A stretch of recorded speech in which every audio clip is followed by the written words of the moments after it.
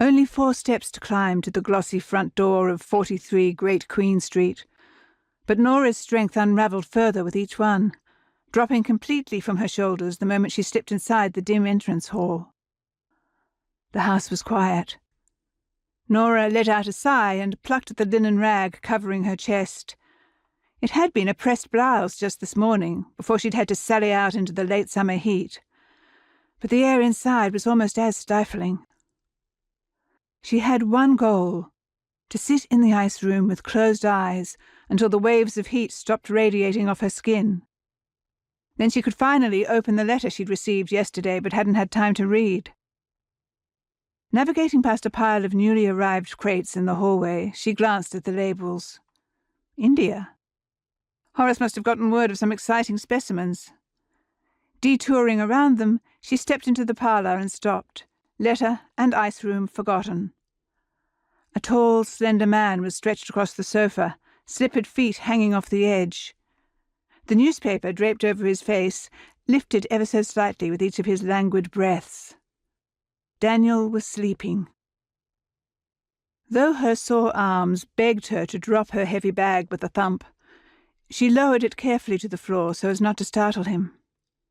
Besides, it held too many precious medicines and instruments to treat it with anything less than the utmost care.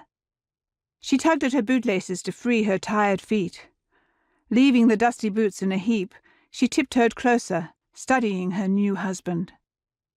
The news sheet, rising and falling with each exhale like the gentle swells of a calm sea, bore an article about American gold prospecting in California.